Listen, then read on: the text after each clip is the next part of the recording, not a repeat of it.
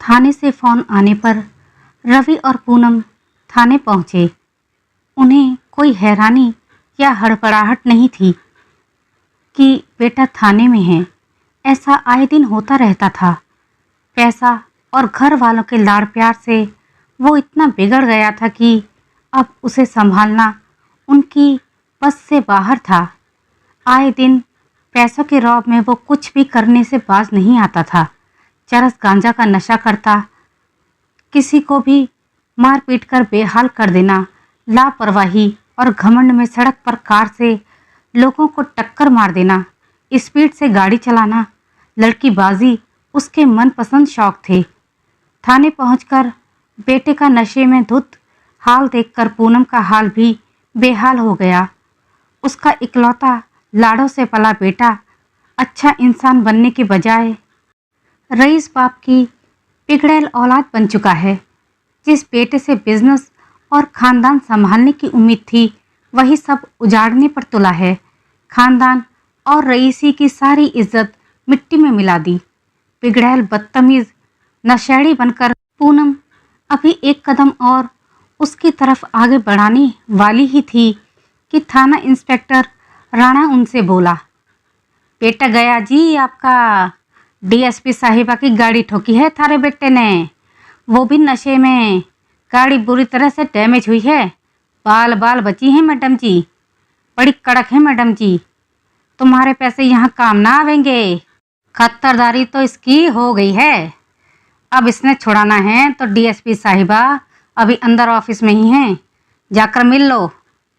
Inspector की बात सुन रवि ने प्रश्नवाचक दृष्टि से उसकी ओर देखा तो वो बोला, सीधे गैलरी से दाएं। दोनों ऑफिस की ओर से चल दिए। हवलदार ने अंदर जाकर बताया तो उन्हें ऑफिस के अंदर भेज दिया गया। दोनों अंदर गए तो पूनम अवाक रह गई। सामने कुर्सी पर एक सुंदर सी लड़की वर्दी में फाइलें पलट रही थी। उन्हें देखकर वो कड़क आवाज में बोली, हाँ जी रवि बाबू, आपके बेटे की पूरी कुंडली मेरे सामने खुली हुई है। इसे तो आपके वकीलों की फौज भी नहीं बचा सकती। अब रवि जो उसे सब रिश्वत देकर हर बार की तरह बेटे को बचाने आया था, डीएसपी साहिबा के कड़क तेवर देखकर कुछ नहीं बोल पाया। जाइए, 2 दिन कोर्ट बंद है, तब तक थाने में अच्छी खातिरदारी होगी। आपके बेटे की बचा सकते हैं तो बचा लीजिए। अपने बिगड़ैल बेटे को, जो हर डंडे पर अपने बाप के पैसे की धमकी दे रहा था, वैसे अब शांत है। रवि और पूनम ऑफिस से बाहर निकल आए। दोनों घर तक आ चुके थे। समय व्याकुल सा था, लम्हे स्तब्ध थे। पूनम के होश खोए हुए थे। पूनम, तुम्हारे पैर किस ओर जा रहे हैं? रवि ने उसके कंधों को झकझोरते हुए कहा। पूनम अचानक होश में आई। वो बोली, रवि, वो कहीं देखी सी लग रही है। कौन? DSP madam. जब से उन्हें देखा है, किसी अपने का एहसास क्यों हो रहा है? पूनम रात में सो नहीं पाई। उस लड़की की आवाज़ और उसका चेहरा उसके मन मस्तिष्क में बार बार घूम रहा था। दूसरे दिन आईने के सामने बैठी वो तैयार हो रही थी।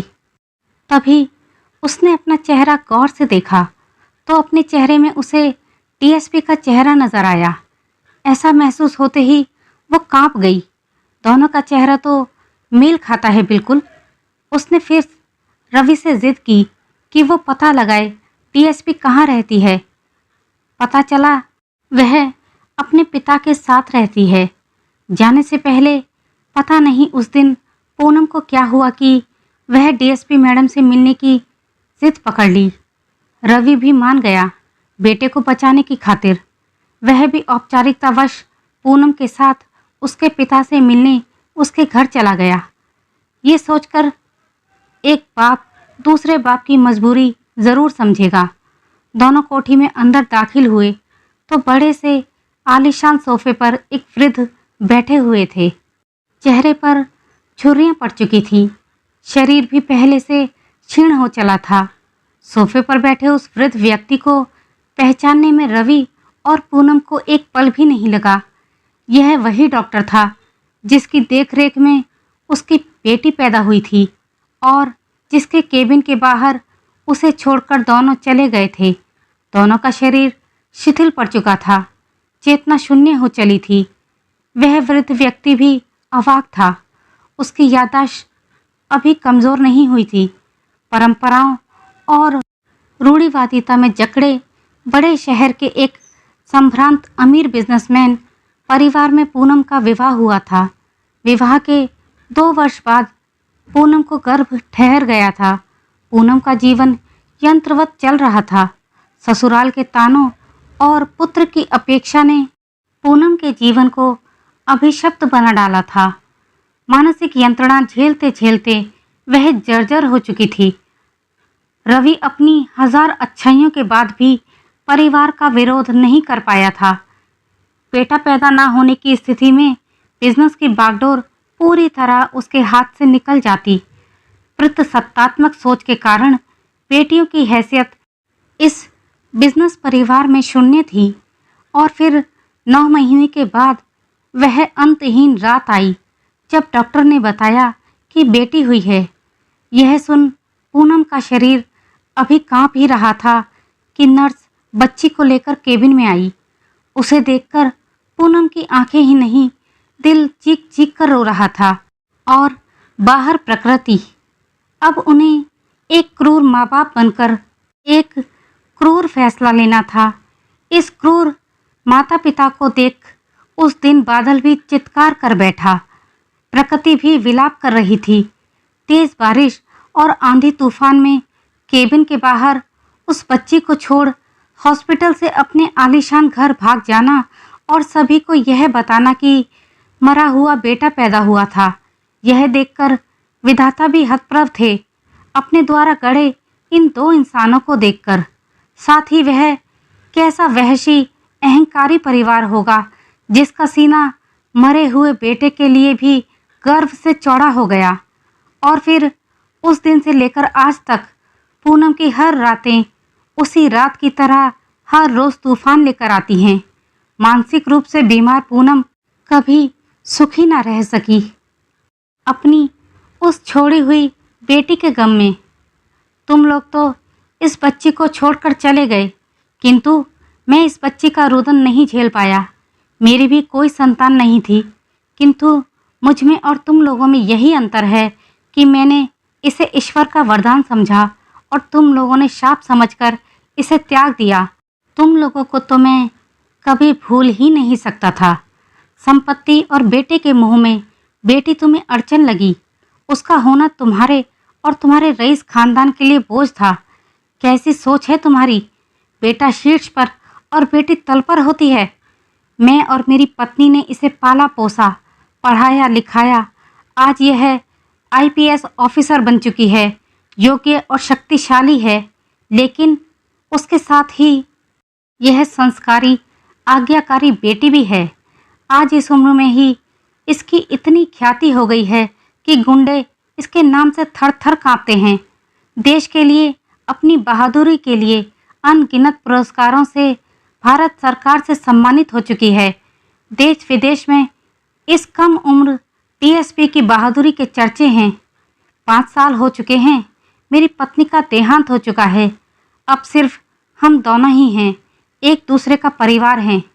ऐसी काबिल बेटी पाकर मेरा जीवन और सिर गर्व से ऊंचा हो गया है। मैंने इसके जन्म की कहानी इससे छुपाई नहीं है, यह सब कुछ जानती है।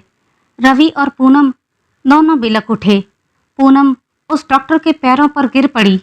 मैं माफ़ी के लायक नहीं हूँ। हम दोनों ने बहुत ही घिनौना अपराध किया है। इसकी सज़ा ईश्वर मुझे आज भी दे रहे हैं। जिस बेटे की चाह में ये अपराध किया, वो बेटा तो पल पल खुद भी बर्बाद हो रहा है और बिजनेस, पैसा, इज्जत भी बर्बाद कर रहा है। इस अपराध के बाद मैं एक रात भी सो नहीं पाई। मैं किस अधिकार से आपसे अपनी बेटी मांगूं? आपको मांगना भी नहीं चाहिए। अचानक उसकी आवाज़ गूंजी। जानते हैं मेरा नाम क्या है? दामिनी, यानी बिजली, जो आपको अपने ऐश्वर्य और अपने लालच पर गिरती दिखी। आप लोगों के जीवन की मैं रात्रि थी और आप लोगों ने मुझे रात्रि में ही मेरा त्याग किया था। आपने अपमान किया था उस बेटी का नहीं, बल्कि विधाता के अंश का आपने अपमान किया था। जिसे लोग मन्नतों से मांगते हैं, फिर विधाता आपको कैसे माफ़ कर सकते हैं? आज मेरे लिए मेरे पिता, गुरु, ईश्वर सब कुछ यही हैं। उसने डॉक्टर की तरफ इशारा करते हुए कहा, मुझे भूल कर भी कभी बेटी मत कहिएगा। हाँ, मैंने विधाता का अपमान किया है, कहती हुई पूनम धरती पर गिर पड़ी। रवि भी होश में नहीं था। पूनम और रवि अपने घर लौट आए थे। वे माता पिता के अधिकार से वंचित हो चुके थे। उन्हें दामिनी के द्वारा माफ़ी भी नहीं मिली, किंतु आज जिंदगी ने उन्हें बस इतना ही सुकून दिया था कि दामिनी ने अपने भाई से कोई बैर न रखा और भाई मानकर उसे सही रास्ते लाने और सुधारने का आश्वासन दिया। रवि और पूनम ने भी दृढ़ निश्चय किया कि वो अपने खानदान में किसी बेटी का अधिकार छीनने नहीं देंगे। वो जान लगा देंगे परिवार को समझाने में। बेटी किसी मायने में बेटों से कम नहीं होती। उनके पैदा होने के अधिकार से लेकर उनके व्यक्तिगत, सामाजिक, कानूनी हर तरह के अधिकार उन्हें मिलने चाहिए जैसे एक बेटे को मिलते हैं। बेटी भी आपकी वारिस होती है, चाहे इसके बाद इस प्रतसत्तात्मक परिवार में उनके साथ जो हो वो पीछे नहीं हटेंगे। अपने इन प्रयासों में वो काफ़ी सफल रहे। परिवार की हवा बदलने लगी और बेटियों की किलकारी अब उस परिवार में गूंजने लगी। माता पिता की बदली सोच और पश्चाताप देख दामिनी ने बेटी कहने का अधिकार उन्हें दे दिया था। साथ ही उसने अपनी सहमति दी कि पूनम और रवि कभी भी आकर उससे मिल सकते हैं। थाने से फ़ोन आने पर रवि और पूनम थाने पहुंचे। उन्हें कोई हैरानी या हड़बड़ाहट नहीं थी कि बेटा थाने में है। ऐसा